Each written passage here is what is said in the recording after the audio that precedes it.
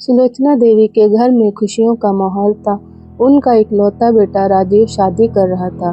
दुल्हन बनी तन्वी शहर से आई थी, पर दिखने में एकदम घरेलू, शालीन और संस्कारी। उसकी चाल में सादगी, आंखों में गहराई और बातों में मिठास थी।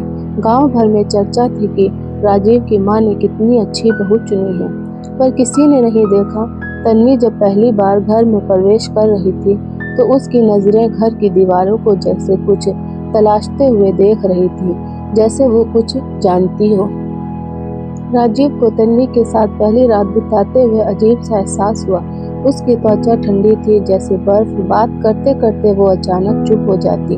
जब उसने तन्वी का हाथ पकड़ा तो वो पुराने जलन के निशान थे। ये कैसे लगे? राजीव ने पूछा।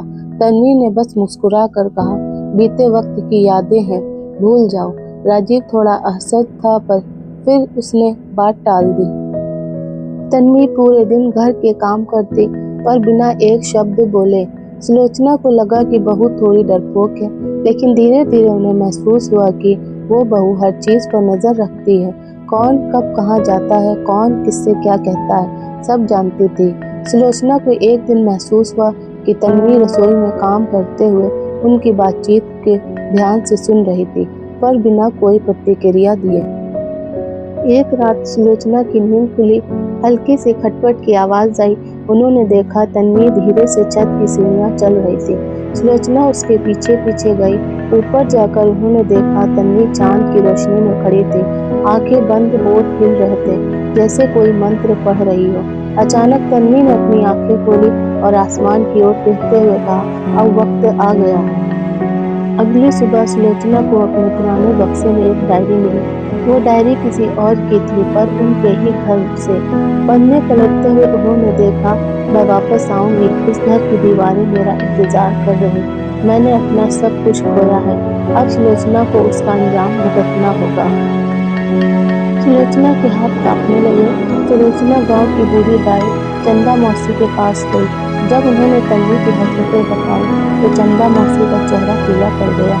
20 साल पहले तुम्हारे देवर की पत्नी थी, न रोती, उसे तुमसे झूठे इल्जाम में घर से निकाला था। वो जंगल में मरी मिली थी। उसकी बेटी तब बहुत छोटी थी। शायद वो लौटी है। सुलोचना सन्न रह गई। सुलोचना ने तन्वी से पूछा, तुम कौन हो, सच बताओ। तन्वी ने धीरे से मुस्कुराते हुए कहा, मैं वो हूँ जिसे तुमने कभी इस घर से मिटा दिया था।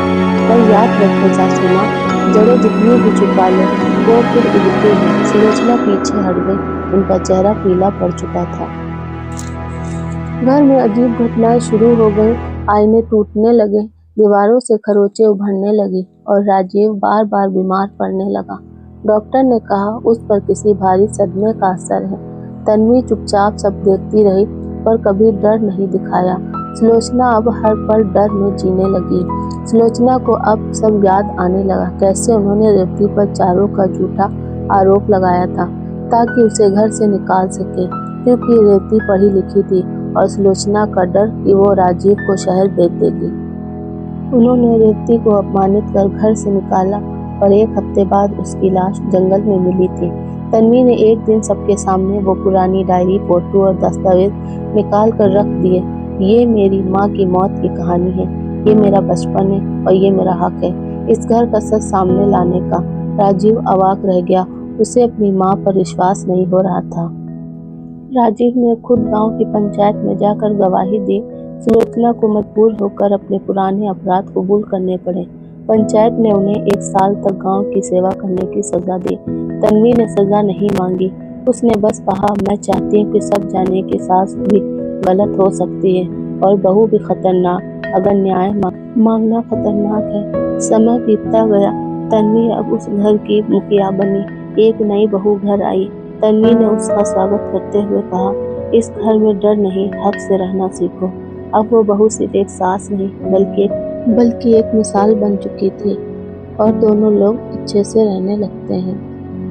कहानी पसंद आए तो लाइक कीजिए मेरी कहानी को।